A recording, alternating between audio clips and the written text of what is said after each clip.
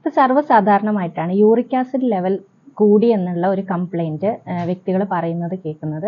അപ്പോൾ എന്താണ് ഈ യൂറിക് ആസിഡ്, ഇത് എങ്ങനെയാണ് ശരീരത്തിൽ കൂടുന്നത് എന്നുള്ളതാണ് നമ്മൾ ഈ വീഡിയോയിലൂടെ നോക്കുന്നത്. യൂറിക് ആസിഡ് എന്ന് പറയുന്ന ഒരു വേസ്റ്റ് പ്രൊഡക്റ്റ് ആണ്.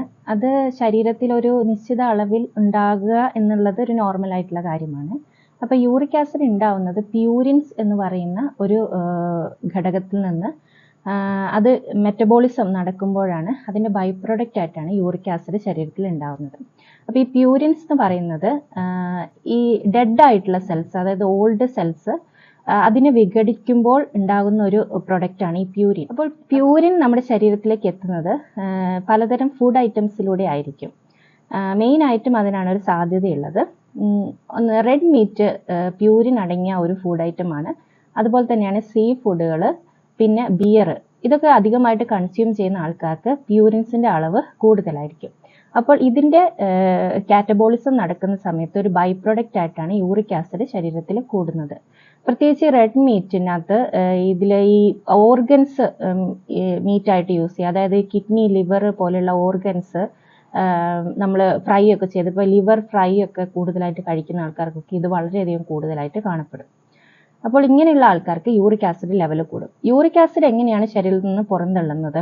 അത് കിഡ്നി യൂറിനിലൂടെയാണ് യൂറിക് ആസിഡ് പുറത്തേക്ക് പോകുന്നത്. അപ്പോൾ നമ്മുടെ ശരീരത്തിൽ യൂറിക് ആസിഡ് അധികമായിട്ട് കൂടുന്ന സമയത്ത് കിഡ്നിക്ക് അത് ഭയങ്കര എക്സസ് ആയിട്ടുള്ള ഒരു ലോഡായിട്ടാണ് മാറുന്നത്. അപ്പോൾ ഈ യൂറിക് ആസിഡ് കിഡ്നിയിൽ നിന്ന് എക്സ്ക്രീറ്റ് ചെയ്യാൻ വേണ്ടി കിഡ്നി വളരെയധികം പ്രവർത്തിക്കേണ്ടത് അത്യാവശ്യമായിട്ട് വരും. അപ്പോൾ ഇങ്ങനെ എക്സസീവായിട്ട് യൂറിക് ആസിഡ് പുറന്തള്ളപ്പെടുന്നതോ അല്ലെങ്കിൽ കൂടുന്നതിനാണ് ഗൗട്ട് എന്നുള്ള ഒരു കണ്ടീഷനായിട്ട് പറയുന്നത്. അപ്പോൾ ഇങ്ങനെ ഗൗട്ട് ഉണ്ടാവുക അല്ലെങ്കിൽ കിഡ്നി അധികമായിട്ട് പ്രവർത്തിക്കപ്പെടുന്നത് കൊണ്ട് കിഡ്നി സ്റ്റോൺസ് ഉണ്ടാവാനുള്ളത് അല്ലെങ്കിൽ കിഡ്നി ഫെയിൽ ആവാനുള്ളൊരു അവസ്ഥയൊക്കെ യൂറിക് ആസിഡ് കൂടുന്നതിൻ്റെ ഭാഗമായിട്ട് ഉണ്ടാകാം.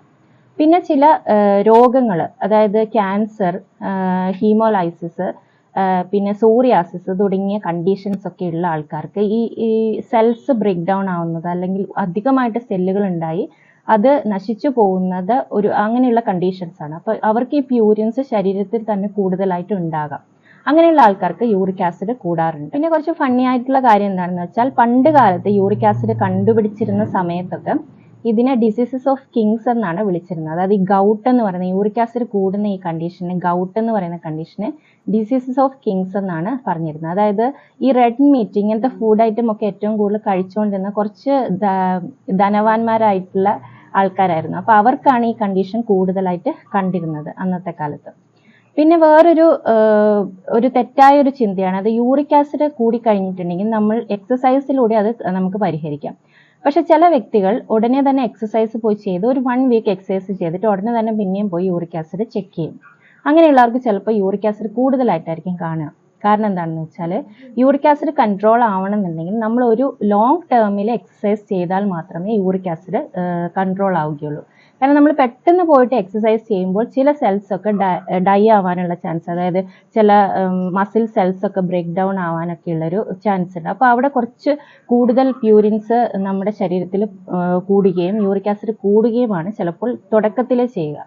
അത് ഞാൻ ലോങ് ടൈമിലേക്ക് വരുമ്പോഴാണ് മസിൽസിൻ്റെയൊക്കെ എഫിഷ്യൻസി കൂടിയിട്ട് ഈ ബ്രേക്ക് ഡൗൺ കാര്യമായിട്ട് നടന്ന് ഈ യൂറിക് ആസിഡ് മെറ്റബോളിസം ഒക്കെ കാര്യമായിട്ട് നടക്കുമ്പോഴാണ് യൂറിക് ആസിഡ് കൺട്രോൾ ആവുന്നത്.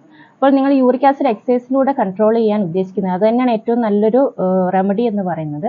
അപ്പോൾ കൺട്രോൾ ചെയ്യാൻ ഉദ്ദേശിക്കുന്നുണ്ടെങ്കിൽ ഒരു ലോങ് ടേമിൽ ഒരു എയ്റോബിക് എക്സസൈസ് ഒക്കെ പോലുള്ള എക്സസൈസുകൾ ചെയ്തിട്ട് വേണം യൂറിക് ആസിഡ് വീണ്ടും ചെക്ക് ചെയ്യാനായിട്ട്. അപ്പോൾ ഇത്രയുമാണ് ഇന്നത്തെ വീഡിയോ. Thank you.